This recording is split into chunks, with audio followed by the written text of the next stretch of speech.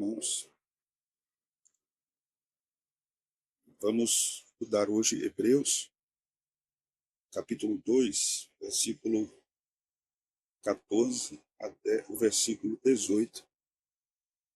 Vamos concluir, com a graça de Deus, o capítulo 2.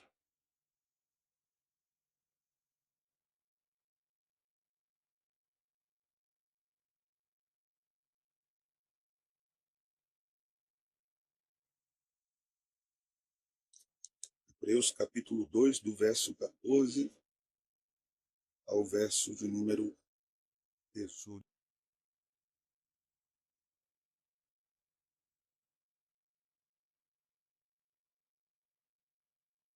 Visto, pois, que os filhos têm participação comum de carne e sangue, destes também ele igualmente participou, para que por sua morte destruísse aquele que tem o poder da morte, a saber, o diabo, e livrasse todos que pelo pavor da morte estavam sujeitos à escravidão por toda a vida.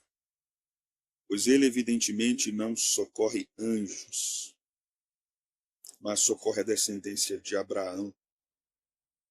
Por isso mesmo convinha que em todas as coisas se tornasse semelhante aos irmãos, para ser misericordioso e fiel sumo sacerdote nas coisas referentes a Deus e para fazer a propiciação pelos pecados do povo, pois naquilo que ele mesmo sofreu, tendo sido tentado, é poderoso para socorrer os que são tentados. Amém. Vamos orar? Senhor Deus, aqui está a tua palavra lida, que será alvo dos nossos estudos nessa noite. Estudamos sobre teu Filho, nosso Redentor bendito. Grandes coisas, Senhor, estão sendo ensinadas nesse texto, coisas profundas demais para nós. Somente pela ajuda do teu Espírito Santo, que nos dá clareza de entendimento, que aplica a tua palavra aos nossos corações, podemos compreender o que está dizendo o texto, podemos crescer diante deste ensino. Mais uma vez, Senhor, eu te peço, ilumina o nosso entendimento, abre os nossos olhos para compreendermos a tua palavra, sejamos enriquecidos por ela, alimentados substancialmente pela Escritura Sagrada. É o que nós te oramos e pedimos, Senhor, no teu poderoso nome. Amém. Meus irmãos, chegamos até o último bloco deste capítulo. Um capítulo que complementa o que vimos no capítulo 1, a respeito da supremacia de Jesus, a respeito de Jesus como sacerdote, como rei, como profeta. Na semana passada, nós estudamos muito sobre o sacerdócio de Cristo e aprendemos sobre a relação dele com o pacto da redenção e com o pacto de obras. Vimos como o autor sagrado usa os textos do Antigo Testamento, e hoje não será diferente, mas algumas coisas precisam ser observadas aqui e devem chamar bastante a nossa atenção, devem nos intrigar, né? Não para duvidarmos do texto, mas para alcançarmos o entendimento dele. Quando nós lemos o versículo 14, por exemplo, o texto vai nos dizer o seguinte: visto, pois, que os filhos têm participação comum de carne e sangue, destes também ele igualmente participou, para que por sua morte, é que diz agora,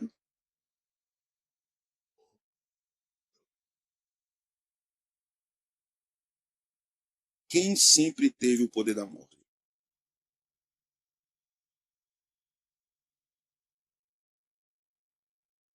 Oswaldo? Quem sempre teve o poder da morte?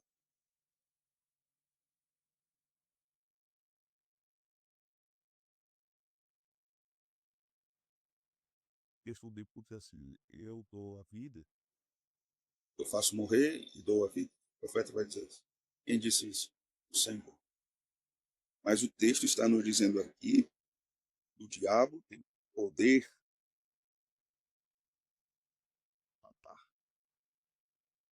Difícil.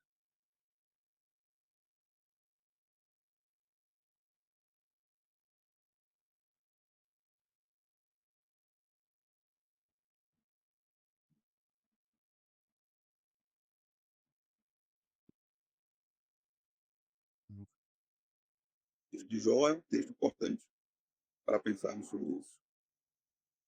Há aqui palavras importantes para nós, no verso 14 e 15, e é o centro teológico dessa porção. A primeira palavra aqui é o verbo destruir, versículo 14, certo? Quem destrói? Verso 14. Cristo. Segunda palavra importante, segundo verbo importante está no verso 15. E livrasse. E livrasse todos que, pelo pavor da morte, estavam sujeitos à escravidão por toda a vida. Quem livra? Cristo. Então, esses dois verbos são importantes nessa passagem. Cristo destrói o poder do diabo e Cristo livra aqueles que têm pavor da morte. Certo? Nós vamos observar isso com muito cuidado, muita atenção. Mas algumas coisas aqui para nós também estão relacionadas à palavra que o autor vai usar no verso 16, pois ele diz assim: pois ele, evidentemente, em relação a Cristo, não socorre anjos, mas socorre a descendência de Abraão. A palavra socorrer aqui, ou verbo aqui, no grego, significa tomar posse. Certo? Qual a relação que tem socorrer com tomar posse? Por que esse verso foi traduzido por socorrer? O verbo aqui é apossar-se, é tomar. Mas a tradução em português diz socorrer.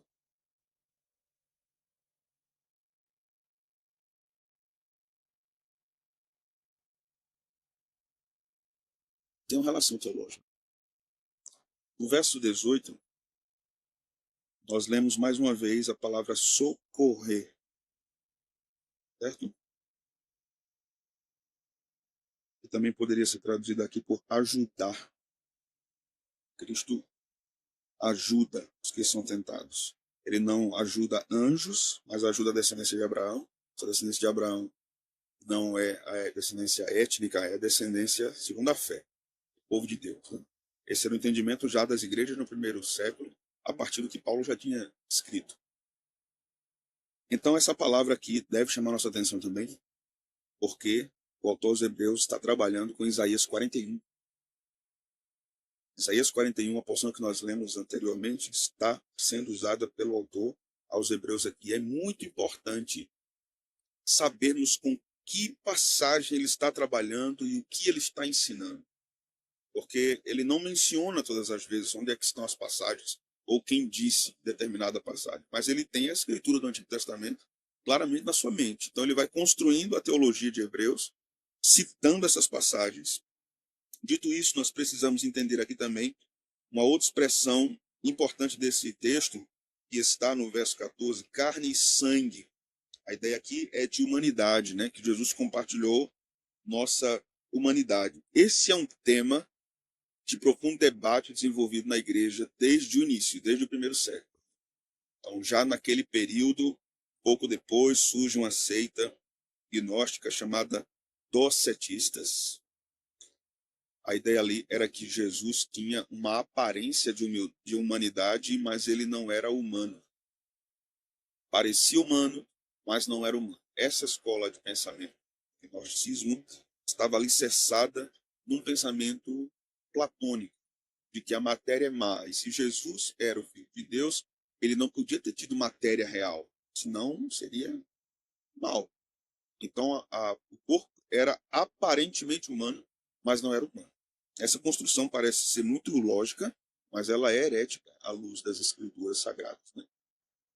Um outro problema que nós tivemos no início da igreja, mais à frente, não no primeiro século, foi o arianismo, que afirmava que Jesus não era divino como o Pai era divino. Ele possuía uma espécie de divindade agora inferior. Isso foi condenado pela igreja. O docetismo também condenado pela igreja, o arianismo condenado pela igreja.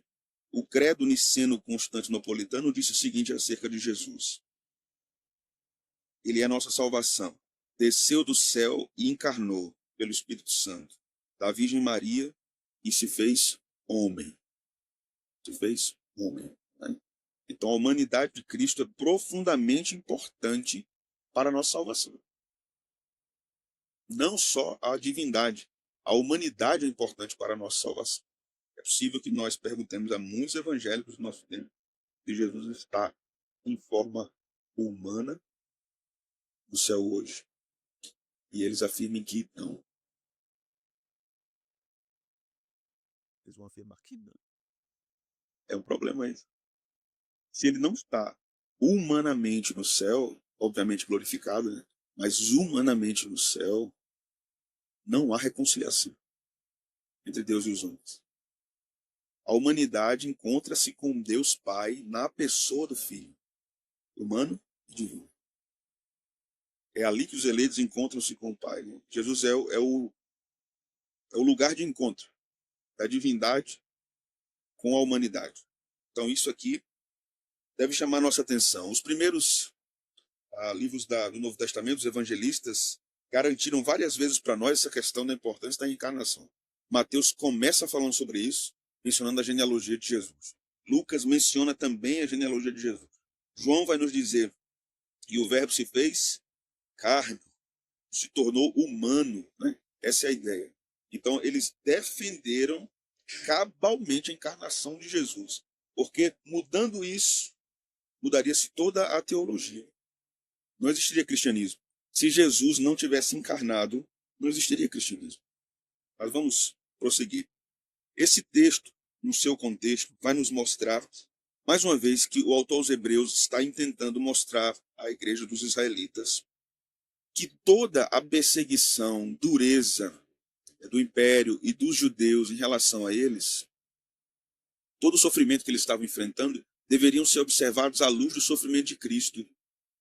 Porque se eles pensassem, nós somos fracos e humanos, estamos passando por toda essa pressão e tentação para voltarmos ao judaísmo ou simpatizarmos com os ritos judaicos e tentarmos misturar isso com a fé cristã, porque nós somos fracos. Então o autor aos Hebreus vai mostrar que Jesus se fez homem, que ele vivenciou tentações também. Observe mais uma vez o verso 14.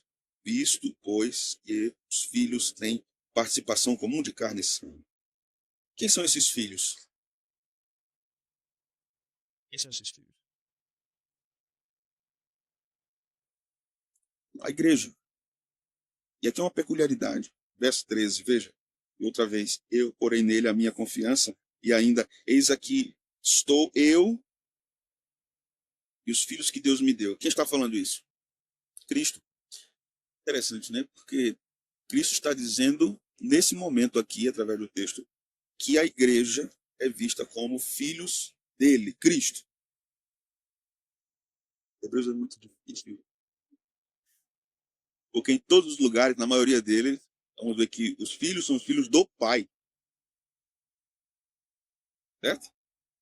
Hebreus está dizendo que os filhos aqui são filhos do Filho. Em que sentido? No sentido de que Jesus é o autor da salvação. Ele é que provê a salvação para os eleitos. Então o verso 14 vai dizer, visto, pois, que os filhos têm participação comum de carne e sangue, destes também ele igualmente participou, para que, por sua morte, destruísse aquele que tem o poder da morte, a saber, o diabo. Vamos examinar esses versículos agora.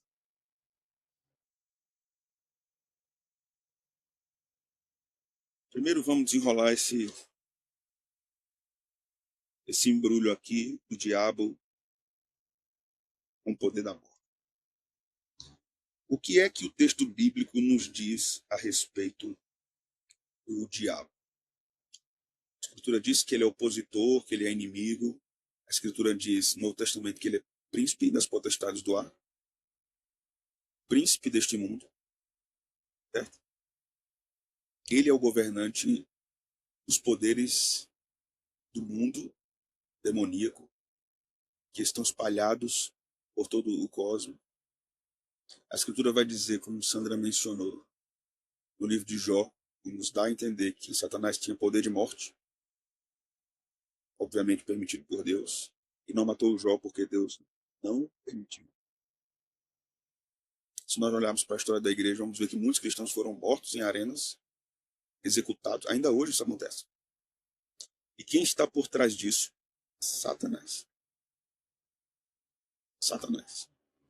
Tudo isso está debaixo da permissão de Deus, mas o diabo tem uma arma nas suas mãos. Ele tem poder da morte. O texto vai nos dizer então que Jesus vem para destruir aquele que tem o poder da morte, a saber, o diabo. Nós vamos aprender aqui, irmãos, que a cruz de Jesus não é um gesto pedagógico.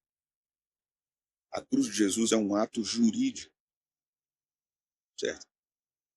Jesus não está ensinando a arte da abnegação na cruz.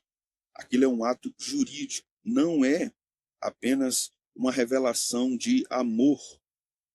A cruz é a execução de uma sentença. Eu sei que a grande frase de Agostinho de Hipona, que diz: quando você quiser saber o significado do amor, olhe para a cruz. Isso é uma verdade. O amor de Deus é manifestado na cruz. Mas a cruz é um ato jurídico, é uma execução. A morte de Jesus ali é fundamental porque ela vem para destruir a morte. A morte de Jesus ocorre para que a morte seja destruída, para que a morte morra. John Owen falou sobre isso, dizendo que na morte de Cristo, a morte morreu. A morte é essa separação de Deus e do homem, essa separação do corpo da alma. O texto vai nos dizer aqui também sobre o pavor da morte. Então, o autor dos Hebreus está com que texto em mente? Quando ele fala aquele que tem o poder da morte é o diabo, quando ele diz que o homem tem pavor da morte, ele está com que texto em mente aqui? O que vocês acham?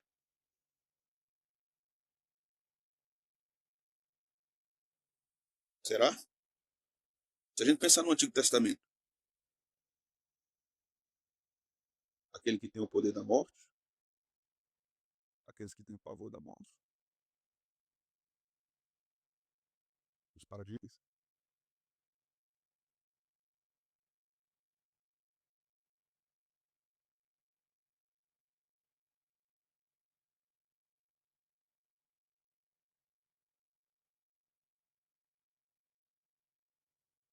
Gênesis 2:17.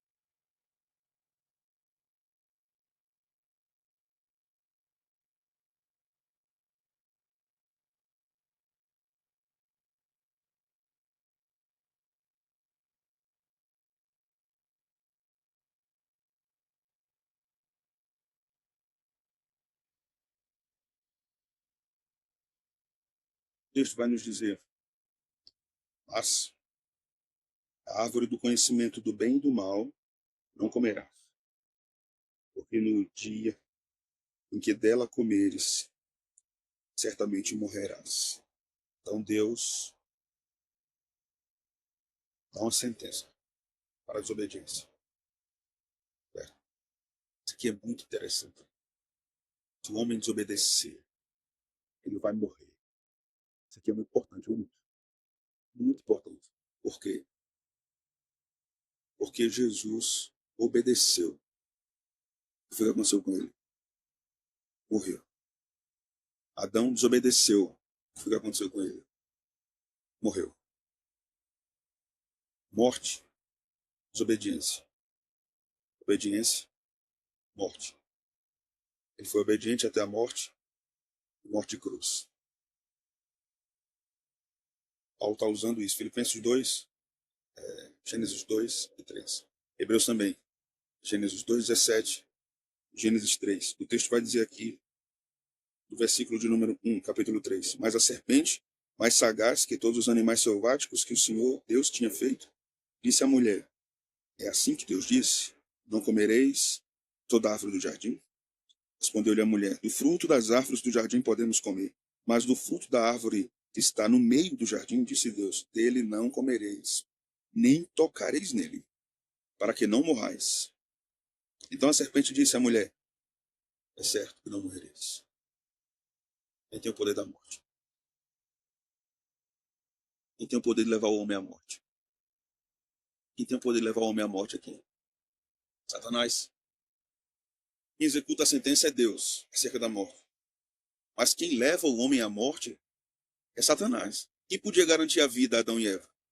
Deus. Quem podia levar Adão e Eva à morte? Satanás. Sob o governo de Deus. Mas Satanás, o agente direto do mundo, ser alvo da morte. Certo? Verso 6. Não, verso 5, né? Temos até o 4. Porque Deus sabe que no dia em que dele comerdes, vos abrirão os olhos, e como Deus sereis conhecedores do bem e do mal. Vendo a mulher que a árvore era boa para se comer, agradável aos olhos, e árvore desejável para dar entendimento, tomou-lhe do fruto, comeu, e deu ao seu marido, e ele comeu. Abriram-se então os olhos de ambos, e percebendo que estavam nus, coseram folhas de figueira e fizeram cintas para si. Algumas coisas importantíssimas aqui, que devem chamar muito a nossa atenção. Primeiro que a partir daqui o pavor da morte entra no mundo. No capítulo seguinte nós vamos ter Caim matando Abel. Hoje em casa eu perguntei ao meu filho mais velho: cadê seu irmão? Ele disse: eu não sou vigia do meu irmão. Eu digo: ai, Caim, bora, Caim. Me lembrei logo do texto que eles fazem cintas para si. Veja que coisa interessante.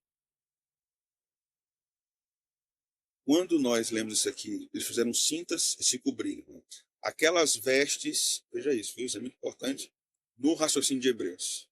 No raciocínio de Jesus como sumo sacerdote. O texto que nós lemos. Eles fazem as roupas e fazem as cintas. Aquilo era um símbolo estético de que eles estavam separados entre si, separados de Deus, ok? Certo? A vergonha entrou no mundo, o pecado estava governando a mentalidade deles. Então eles já tinham perdido a comunhão um com o outro, porque eles se envergonhavam da nudez. E eles tinham perdido a comunhão com Deus. Então a cinta está ali amarrando a veste, mostrando e comprovando que aquela veste era o símbolo da queda. No capítulo 8 de Levítico, quando nós lemos sobre a instituição do sumo sacerdócio, nós estudamos isso em Levítico. Nós vamos perceber nas vestes sacerdotais. Assim, o manto azul celeste, a estola roxa, certo? A mitra, que era um tecido de 7 metros enrolado na cabeça, com uma lâmina escrito santidade ao Senhor. Quando nós percebemos o que aconteceu com Adão e Eva e as suas vestes, nós olhamos para a veste do sumo sacerdote, nós precisamos fazer imediatamente relações. A primeira coisa que nós devemos relacionar ali, primeiro em relação a Arão, o sacerdócio araônico, é que o manto azul celeste simbolizava que o sacerdote era um representante celestial. Quando o filho pródigo cai em si, ele diz: pequei contra o céu perante ti. A ideia de céu era uma ideia de Deus na mentalidade judaica. A estola era roxa, era a mesma cor da cortina do tabernáculo. Isso simbolizava que o sacerdote, além de ser um representante de Deus, ministro de Deus, ele estava em comunhão plena com o Deus de Israel, com Yahvé. Estola roxa, cortina roxa. Na sua cabeça, a mitra e a lâmina. O seu peito, Urim e Tumim, demonstravam qual era a vontade de Deus em determinados casos. A Bíblia diz que Jesus é a verdade. Certo? Então, o conceito de Urim e Tumim se cumpre em Jesus dizer: eu sou a verdade, eu sou a manifestação precisa da vontade de Deus. Hebreus 1:3 mostra isso. Ele é a expressão exata do ser de Deus.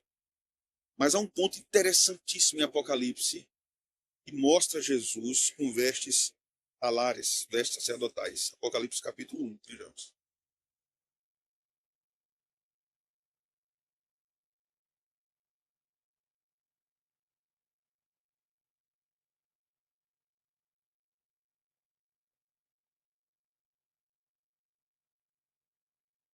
Sim, Nesse sentido. Nesse sentido. É um poder limitado que Deus lhe permitiu desempenhar. e ser destruído. Seu poder ser destruído. É o valente amarrado mesmo. Apocalipse 1. Vamos ver aqui essa descrição. Interessante a respeito de Jesus. Vamos ler a partir do Versículo número 1.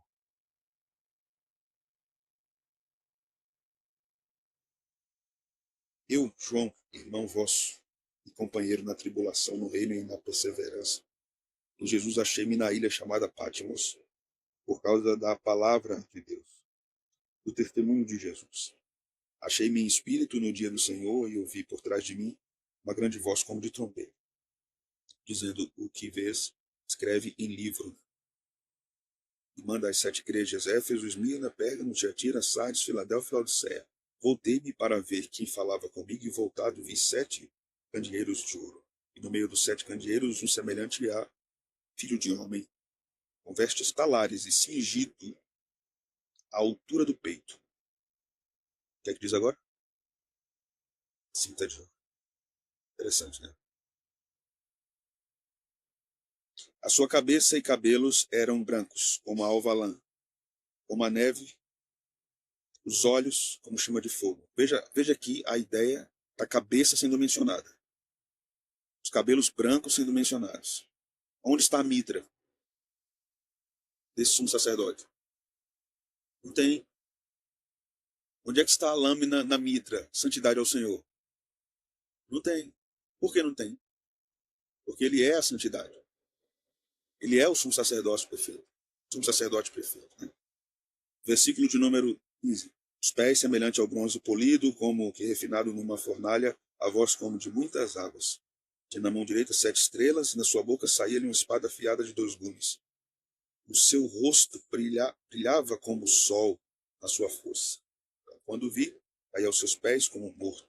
Porém ele pôs sobre mim a mão direita, dizendo: não temas, sou primeiro e último. Esse gesto do Cristo glorificado, tocando João e dizendo: não tenha medo, é exatamente o papel do sumo sacerdote como intercessor. E Cristo está sendo mostrado por João aqui como aquele que destruiu a morte. João, diante do Cristo, se apavorou por causa da sua majestade, né? E o Cristo disse: não temas. Esses temas acerca do sacerdócio de Cristo estão todos costurados no Novo Testamento. Não é à toa que eles estão presentes. Quando falamos do sumo sacerdócio de Cristo, ele não precisa ter a estola roxa, falando da sua união com Yahvé. Ele é Yahvé. Eles usam essas cores litúrgicas. Também é blasfêmia.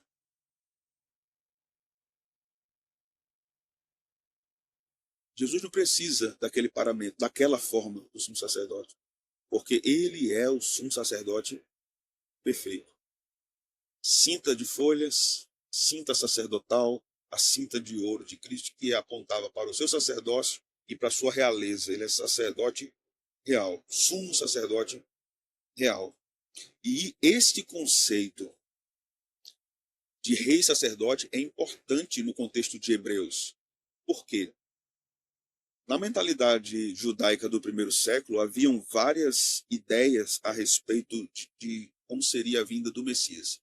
Existiam algumas escolas que acreditavam, os essênios, alguns acreditam que pensavam dessa forma. Existiam 2 Messias. O Messias araônico, sacerdotal, e o Messias davídico, Messias político. o autor aos Hebreus condensa tudo isso em um Messias. Será ou é rei, sacerdote. Então ele pega a ideia de algumas escolas judaicas e diz, ele cumpre isso, não são dois Messias. Um Messias, Cristo é o Messias, que é rei e é sacerdote. Então o autor aos Hebreus está firmando essa doutrina. Quando ele diz no verso 15, e livrasse todos, e pelo pavor da morte, estavam sujeitos à escravidão por toda a vida. Então, quando Cristo morre, veja que coisa interessante. Quando Cristo morre, ele aniquila esta realidade do domínio de Satanás em relação à morte sobre a vida dos eleitos. Satanás não tem poder de morte sobre a vida dos eleitos. Temos completos. Morte espiritual, morte eterna, morte física. Ele pode até nos levar à morte física, se Deus permitir. Mas Jesus disse, não temam aquele que pode matar o corpo, mas não pode matar a alma. Exato. É o julgamento divino sobre o poder de Satanás, como príncipe deste mundo. Mas aqui temos um outro ponto interessante, veja. Pelo pavor da morte, estavam sujeitos à escravidão por toda a vida. Isso aqui nos remete mais uma vez à queda de Adão e Eva. Qual é o ponto aqui?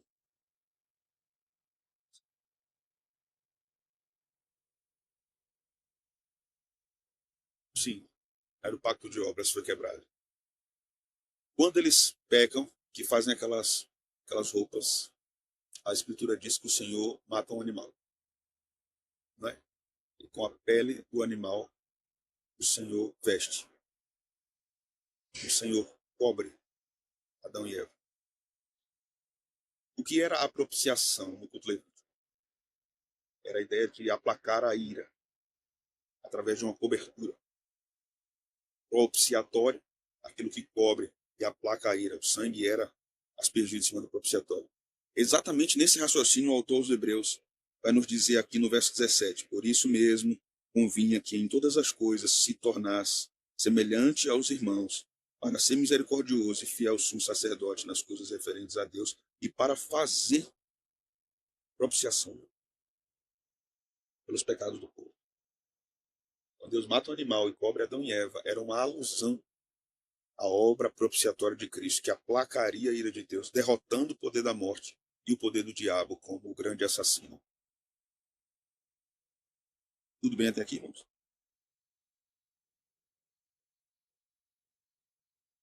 Vamos para 1 Coríntios. Vamos ler um texto.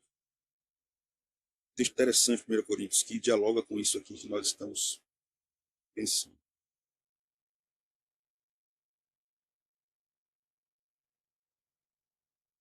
Chegar em Caruaru. Eu fico dando curiosidade em vocês.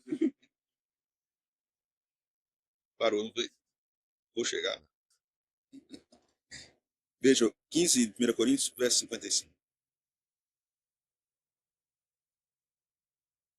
Aqui Paulo está personificando a morte, né? Ele está falando como se a morte fosse uma pessoa.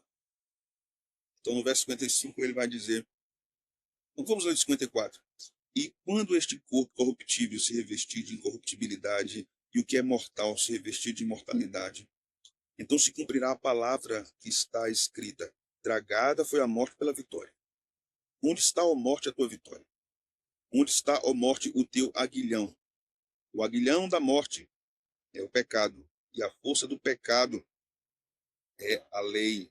Verso 57. Graças a Deus, que nos dá vitória por intermédio de nosso Senhor Jesus Cristo. Veja quantas coisas estão contra o homem caído. Satanás tem o poder, entre aspas, de matá-lo. A lei tem o poder de condená-lo. A revelação geral, que demonstra a ele a majestade de Deus, mas que também o condena. Calvino dizia, a revelação geral não é uma revelação insuficiente. Pela revelação geral, o homem devia adorar a Deus, mas ele não faz, porque ele detém a verdade pela injustiça. Então a revelação geral está contra o homem. A revelação geral também se manifesta no coração do homem, testemunhando da majestade de Deus. Isso também condena o homem, testemunho interior da revelação geral. A lei condena o homem, Satanás condena o homem. Só tem essa turminha aqui contra o homem. E aí Paulo vai dizer, em Cristo somos mais do que vencedores, porque Cristo vence a todo esse poder mortal que tem por seu gestor, Satanás.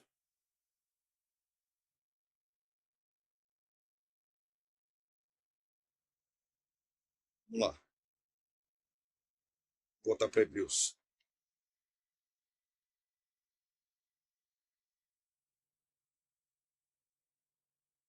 Chegamos agora ao verso 16. Não, perdão. Deixa eu mencionar aqui um texto para vocês que eu não posso deixar vocês morrerem sem ler esse texto comigo. Apocalipse 1:18.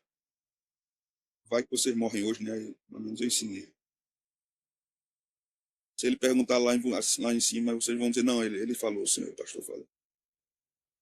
Verso 18, capítulo 1 de Apocalipse, verso 18. Esse texto é muito interessante no que nós estamos discutindo sobre o poder de Satanás sobre a morte. E o que Cristo faz destruindo esse poder. O texto diz assim, 1:18 de Apocalipse. E aquele que vive, estive morto, mas eis que estou vivo pelos séculos dos séculos, e tenho as chaves da morte e do inferno, né? A ideia da chave aqui é a ideia de autoridade, né? De possuir autoridade. Então Jesus tem esta posse do destino eterno dos homens. Mostra como ele venceu Satanás e como ele é poderoso para triunfar sobre o pecado. John Owen, no seu livro A Morte da Morte na Morte de Cristo, diz o seguinte: há uma finalidade. Ele diz que existem duas finalidades. Isso aqui é muito interessante. Para a morte do Salvador. Existe uma finalidade primária e existe uma finalidade intermediária, ou podemos dizer secundária. E ele fala algo muito interessante aqui. A primeira finalidade da morte de Cristo é a glória de Deus e a manifestação dos seus atributos, especialmente sua justiça, sua misericórdia, que é temperada por sua justiça sobre nós. A segunda finalidade, que ele chama de intermediário ou subserviente, é a respeito de nós. Então, quando se pergunta por que Cristo morreu, aí o homem responde: temos duas finalidades para a morte de Cristo. A primeira, a glória de Deus. A segunda, nossa salvação. E aí ele diz: há uma finalidade na morte de Cristo que é intermediária. Aquela da glória de Deus é a primeira, e a finalidade última e suprema. Esta finalidade intermediária diz respeito a nós, para trazer-nos para Deus. Aí ele diz: isso refere-se à oblação e à intercessão de Cristo. Ambas têm uma única finalidade, mas podem ser consideradas separadamente quanto ao fim. Ambas constituem a mediação de Cristo em nosso favor. Isso se dá porque o Senhor determinou que houvesse tal conexão e harmonia entre as coisas adquiridas por Jesus Cristo para nós. Este elo se manifesta da seguinte forma: uma constitui os meios e a forma de alcançar a outra. Uma é a condição, a outra aquilo que foi prometido, com base nessa condicional. Contudo, ambas nos foram igualmente alcançadas pelo Senhor Jesus. Se qualquer delas fosse omitida daquilo que conquistou, seria vã e infrutífera a morte de Jesus. A morte de Jesus glorifica a Deus e a morte de Jesus nos beneficia na salvação. Deus é proclamado majestoso e poderoso. E Deus é proclamado Salvador e Pai amoroso através da morte de Jesus. Essa citação de hoje é importante para que nós entendamos agora o que o autor aos Hebreus vai nos dizer no verso 16. Essa palavra socorre. A primeira coisa que chama a nossa atenção aqui é que ele volta a mencionar anjos aparentemente do nada, né? Ele não terminou o argumento dos anjos? No verso 13, ele vem falando sobre os anjos desde o primeiro capítulo. E aí, do nada, ele mais uma vez diz, pois ele, evidentemente, não socorre anjos. O que é que os coitados dos anjos têm a ver com esse argumento? Mas socorre a descendência de Abraão. Isso aqui é difícil. Mas vamos lá. Primeiro vamos considerar aqui a palavra que ele usa para socorrer, que é como eu disse, né? E para nós está traduzido como ajudar. Mas não é literalmente isso. Observando que, irmãos, já aprendemos que o autor aos Hebreus estava usando a Septuaginta, a tradução grega do Antigo Testamento, certo? Está usando essa tradução.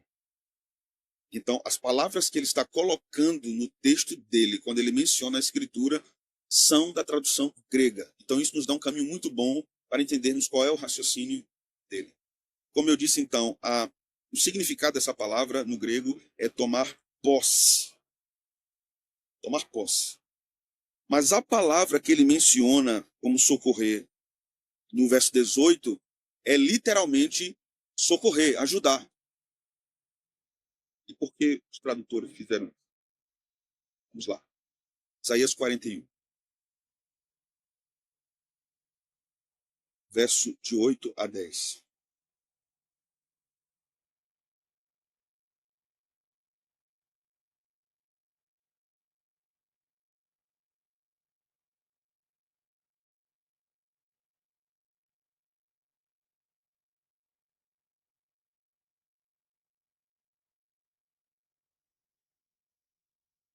Veja que curioso. Verso 8. Mas tu, ó Israel, servo meu, tu, Jacó, é que diz agora, que elegi. Lembra que o autor dos Hebreus vem falando dos companheiros, os filhos, né? Uma referência à eleição da igreja. Aqui elegi. Descendente de Abraão, meu amigo. O autor aos Hebreus diz que ele não veio socorrer anjos, mas veio socorrer quem? Descendência de Abraão.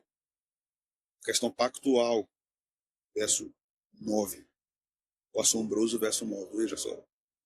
Tu, que é que diz agora, irmãos? Calma, calma, calma.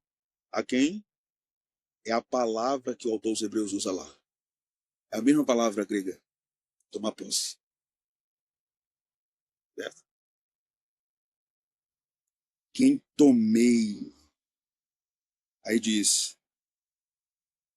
Cadê? Das extremidades da terra. E chamei dos seus cantos mais remotos. Veja a referência à descendência de Abraão espalhada pelo mundo. Os vários cantos da terra. Não é uma referência ao Israel étnico, é uma referência ao Israel espiritual. É o que o autor dos Hebreus está falando. Ele está com Isaías 41 em mente. Mas por que lá tem que socorrer e aqui tem que tomar? E por que ficou lá? Né? A palavra grega para tomar está lá e está aqui. Mas por que os tradutores escolheram socorrer? Nós vamos entender. O texto continua. E chamei dos seus cantos mais remotos, e a quem disse, tu és meu servo, eu te escolhi e não te rejeitei. Não temas, porque eu sou contigo, não te assombres, porque eu sou o teu Deus. O que é que diz agora? Eu te fortaleço, aí, ajudo. É a palavra que está no verso 18 do grego. Socorrer. É a mesma palavra. Então, qual é a ideia dos tradutores da língua portuguesa? Ele é aquele que toma o seu povo e o liberta do pecado, da morte e do poder do diabo. E socorre o seu povo nas suas lutas, nas suas tentações, nos seus sofrimentos. Então, tecnicamente, não é um problema colocar no verso 16 socorrer. Porque está dentro do contexto de Isaías 41, de 8 a 10. Deu para entender?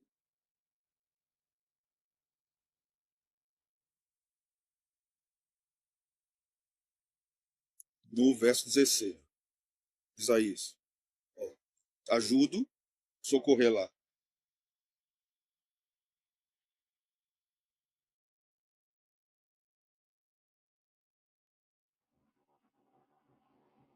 Não. O socorrer do verso 16 é o tomei do verso 9. E o ajudo do verso 10 é o ajudo ou socorro do verso 18. Certo?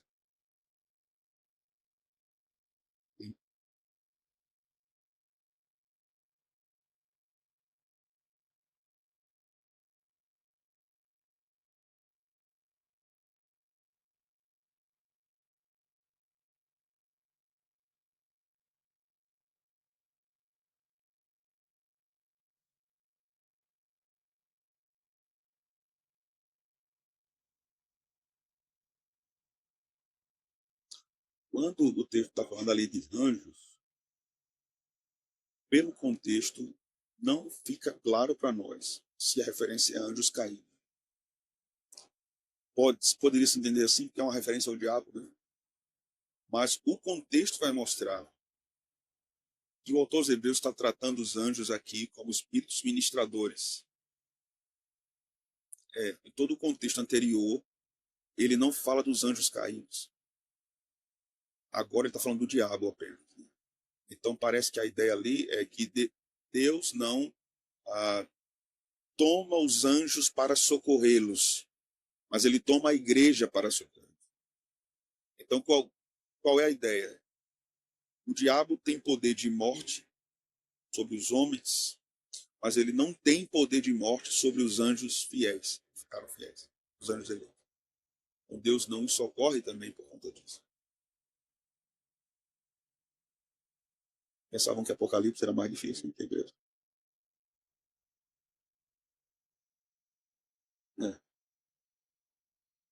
Eles têm grande poder, né? Dados por Deus. Mas a igreja é frágil. Qual é o ponto do argumento? Os filhos são feitos de carne e sangue, lá no começo. Então, eles têm fraqueza. Mas o Filho de Deus também foi feito de carne e sangue. Ele também tinha, entre aspas, fraqueza. Mas este fraco em carne e sangue, Filho de Deus, é o rei do cosmos. Ele é o poderoso para destruir as obras do diabo. Então, a sua fraqueza na carne, na encarnação, é para amparar os seus filhos eleitos, fracos. Para fortalecê-los.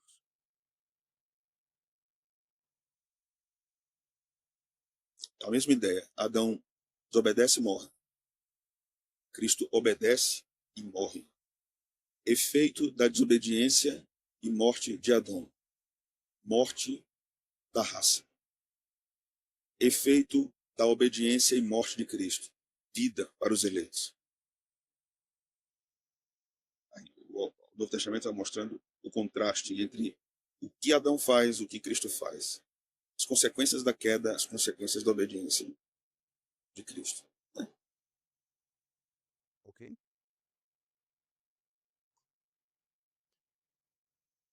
Verso 17.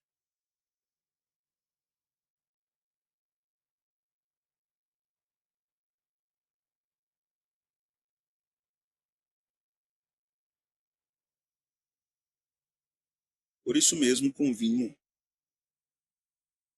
que em todas as coisas se tornasse semelhante aos irmãos,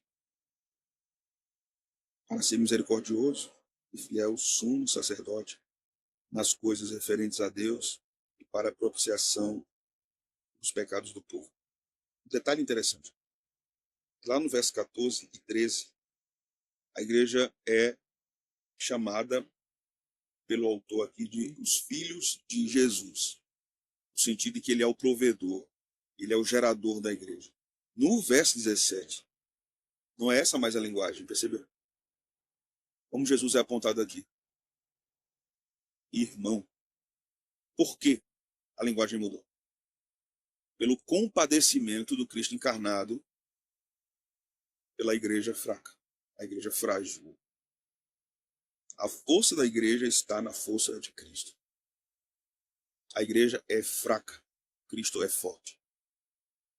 Então o texto vai dizer exatamente isso, de tornar-se semelhante aos irmãos, para ser misericordioso e fiel sumo sacerdote. Veja só, o autor dos Hebreus está nos dizendo aqui, vai nos dizer mais à frente que Não há nenhuma tentação que nós enfrentemos, ou nenhum sofrimento que enfrentemos, que Cristo não conheça profundamente. Não meramente como Deus, mas também como homem. Isso é extraordinário. Assim, mas ele sabe dos sofrimentos porque ele criou o homem, ele sabe os efeitos do pecado. Ele conhece como homem o sofrimento. Isso é diferente de conhecer o pecado. Ele não conhece o pecado. Ele conhece o sofrimento e a tentação. Por isso ele pode interceder por nós. O autor aos Hebreus está mostrando como Cristo é grandiosamente compassivo com as nossas fraquezas, com os nossos sofrimentos.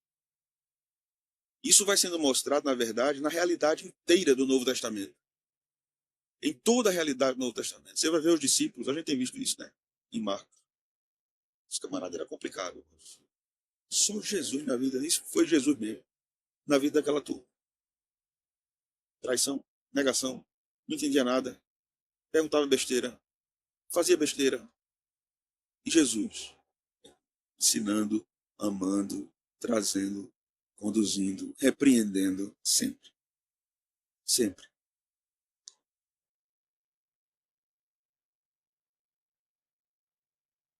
Sim, exato, exato. Exato, exato. Eu estava falando, exato, isso é perfeito. Porque eu estava falando esses dias, num acampamento aí, eu fui falar sobre Hebreus. E falei sobre a humilhação. E perguntei para o auditório, quando começou a humilhação de Cristo? Quase 100% do auditório. No Getsemane. É exatamente isso que Lara falou. Conviver com o pecado, o santo que nasceu da Virgem Maria, né? Que o anjo chama ele assim, né? O santo que tinha de nascer. Ele conviveu com o pecado. Isso já era humilhação. Ele já está, a própria concepção já é um ato de humilhação. Ele está humilhado cumprindo o pacto de redenção. E ele então ele entende todo esse, ele sofreu, esse sofrimento é interessante, né? Porque ele sofreu não como pecador, ele sofreu como Deus. Isso é um negócio complicado de entender, irmãos. Ele conviveu ali com toda aquela gama de pecadores, né? Que não entendiam nada, entendiam um mais um, não entendiam, né? Você lembra aquele caso lá de Marcos que nós vimos, né? Que ele multiplicou os pães 2 vezes, eles viram isso, na segunda vez, veja só, aquele negócio é muito engraçado. Jesus alimenta mais de 4.000. A turma levou um pão na bolsa no barco, um pão. Sobraram 7 cestos. Eles levaram um pão. Jesus tinha tido uma discussão com os fariseus. E aí Jesus solta assim no barco, cuidado, viu, com o fermento dos fariseus de Herodes. Aí eles viraram pro rosto aqui, ele só trouxe um pão. Está chateado que a gente trouxe um pão. Aí Jesus vira para eles e diz: Porque você está falando de pão. quantos pães da primeira vez? 12 cestos, sim. Da segunda vez, 7. Não entenderam ainda. E lá ficou no creio, creio, creio. Não entenderam. Eles não entenderam que era o mesmo Yahvé que tinha multiplicado o que tinha dado o maná no deserto, foi o que tinha multiplicado os pães. Ele estava dizendo constantemente: eu sou Deus, os meus atos mostram que eu sou Deus. Quando o texto diz lá em Marcos 8, que ele repreendeu os discípulos, dizendo: os olhos de vocês estão cegos, os ouvidos estão surdos. Anteriormente ele tinha curado um surdo, depois ele curou um cego. Ele estava mostrando, não só com a palavra, mas ele estava mostrando: olha, eu estou curando um surdo e vocês estão surdos. Eu estou curando um cego e vocês estão cegos. E aí ele pergunta: entenderam ainda não?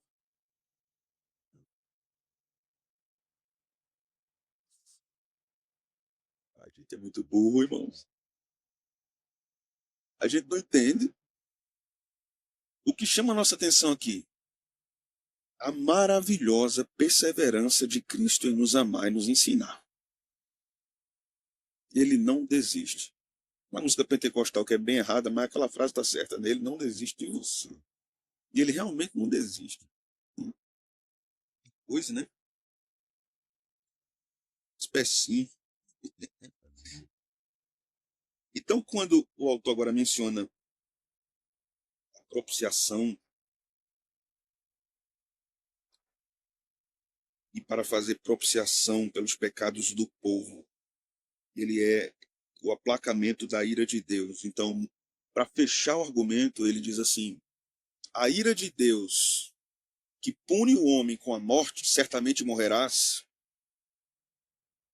é aplacada em Cristo, o mesmo que destrói as obras do diabo, o mesmo que socorre o seu povo, o mesmo que se apossou desse povo e protege.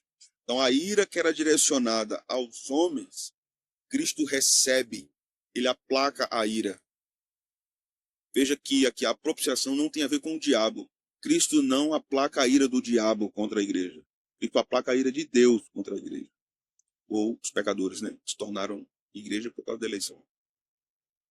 Então, Cristo é o centro da fé e o grande governador de todas as coisas, inclusive do mal. Ele é quem detém, de uma vez por todas, as forças do mal. Então, ele conclui dizendo: pois naquilo que ele mesmo sofreu, tendo sido tentado, é poderoso para socorrer os que são tentados. Boas aplicações. Primeiro, irmãos, nossa segurança não depende da estabilidade do mundo, mas da fidelidade do mediador. A igreja pode estar sob pressão cultural, política, religiosa, mas a salvação está selada na obra consumada de Cristo. A encarnação de Jesus e a propiciação garantem que nenhum dos que o Pai deu a Cristo se perderá. A estabilidade do cristão não é social, é pactual. Nós estamos em Cristo. Nós somos socorridos por Cristo. Somos pós de Cristo. Essa é a nossa estabilidade. Nós temos estabilidade em Cristo. Perceba só como várias teologias cristãs pecam contra este ensino das Escrituras, quando elas alegam que nós não temos estabilidade em Cristo. Se ele toma posse do seu povo e ele socorre o seu povo, como o seu povo pode deixar de ser o seu povo? Não pode, irmão. O povo de Deus não pode deixar de ser o povo de Deus. Porque ele disse: tu és meu, tomei você, eu socorro, eu te ajudo, não temas que eu te ajudo.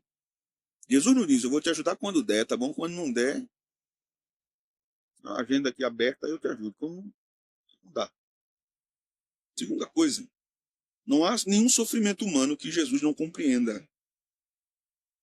Nenhum sofrimento que você tem é incompreensível para Cristo. Como mediador, ele entende como Deus e ele entende como homem. Ele não observa nossas dores à distância. Ele as experimentou por nós. Irmãos, isso transforma nossa oração, sabia? Porque a gente não ora a um Deus indiferente. A gente não ora a um Deus que não sabe o que nós enfrentamos. Nós oramos a um sumo sacerdote que conhece tentação, que entende quando nós dizemos: estou cansado, Senhor, porque ele também se cansou. Que também entende quando nós sentimos o peso de uma rejeição, porque ele também foi rejeitado. Que entende nossa angústia, porque ele também se angustiou. Ele entende perfeitamente e profundamente todos os nossos sofrimentos, dos mais leves aos mais pesados. Terceiro, óbvio para nós no texto, mas é necessário frisarmos novamente: o medo da morte não deve governar a vida do crente. Por quê? Não estamos sob o poder do diabo. Se Cristo destruiu aquele que tinha o poder da morte e arrancou o aguilhão da condenação, o cristão pode encarar a morte não como um juízo, mas como uma passagem, ou como os antigos diziam, uma promoção. Uma promoção. No passado, dirigindo uma assembleia, eu disse: irmãos, nessa manhã nós vamos tirar o nome do irmão fulano do hall de membros, porque ele foi promovido. Aí uma semana depois me perguntou, Foi trabalhar onde? poxa, Que coisa boa. Tá ganhando mais, né? Tá, irmão? Agora é muito mesmo que ele tá ganhando. Ele tá no céu. Mas eu não conhecia esse termo, não. Foi promovido. Quarto, nossa luta contra o pecado deve ser travada a partir da certeza da propiciação realizada em nosso favor. A base da nossa santificação, irmãos, não é uma culpa contínua, mas uma culpa removida. Nós éramos culpados, ele removeu. Ele aplaca a ira de Deus. Cristo não apenas nos ensina a vencer o pecado, ele removeu a condenação do pecado. Por isso que a nossa consciência é purificada por ele. Tenha sua consciência purificada por ele. Porque esse é o poder da propiciação. Ele é a cobertura, ele aplaca a ira de Deus. Quinto, a justiça de Deus não é ameaçada, não é ameaça para o crente, mas fundamento de sua paz. Que coisa, né? Não se apavorem com a justiça do seu Pai, porque ela é paz para você. Porque Jesus aplacou a justiça de Deus. Por isso que Jesus é a nossa paz. A propiciação mostra que Deus não ignorou o pecado, mas julgou o pecado em Cristo. O seu pecado não é ignorado pelo Pai. Ele foi julgado em Cristo. É isso que nos move à santificação. Sexto, 6:20. Nossa identidade é definida por Cristo.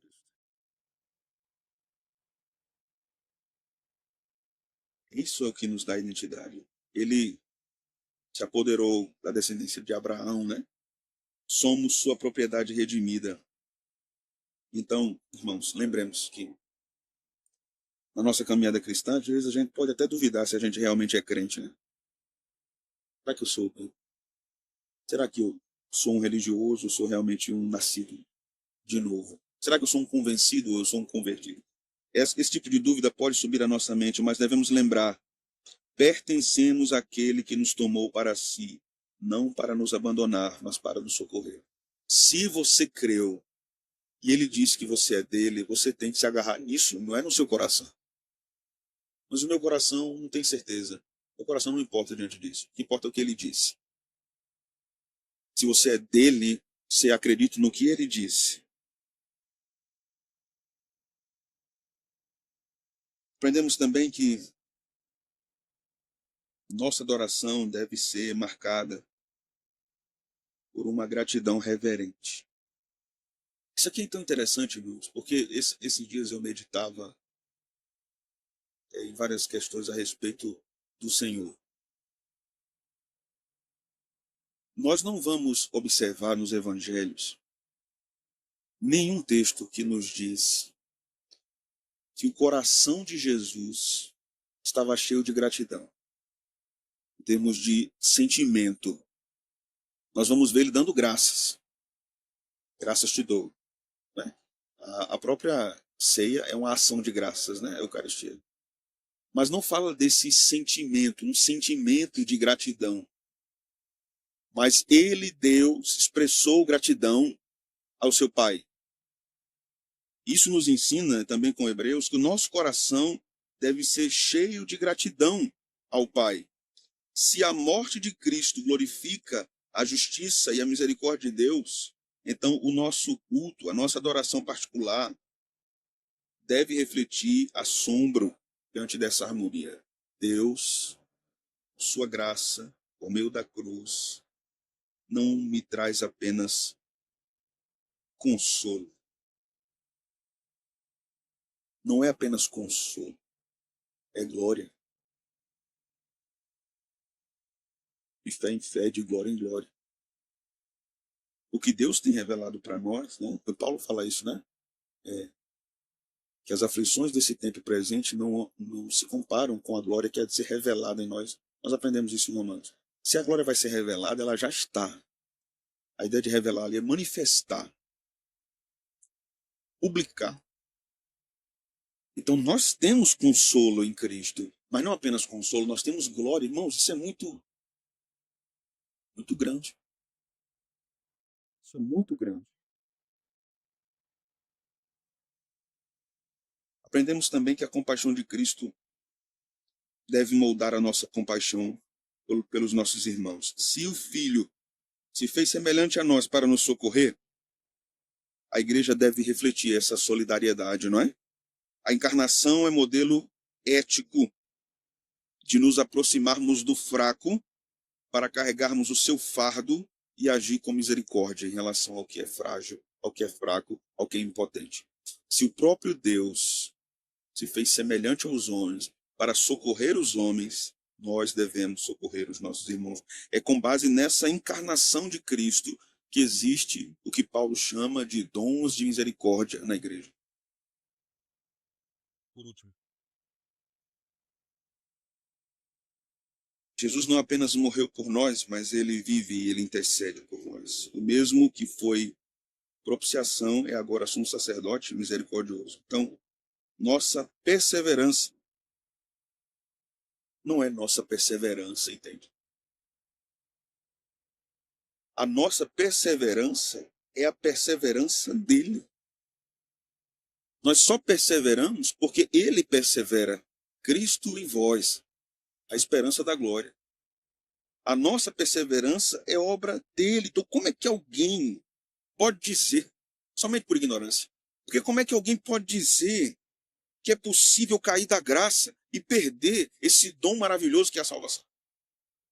Alguém dizer que a salvação pode ser perdida, como ela pode ser perdida, irmãos? Se quem sustenta é ele, a nossa perseverança é por causa da perseverança dele. Não depende de nós, depende da intercessão contínua de Cristo, daquele que venceu a morte e reina com as chaves da morte em suas mãos, com toda a autoridade sobre a morte e sobre o inferno. Essas aplicações finais mostram, então, meus irmãos, que Hebreus 2, 14 a 18 não é apenas uma exposição da doutrina acerca de Cristo, é um chamado para nós. É um chamado à santidade confiante e a uma esperança inabalável no Filho de Deus, porque ele sempre nos socorrerá. Sempre nos socorrerá. Nós somos posse de Cristo. Amém. Vocês têm alguma pergunta?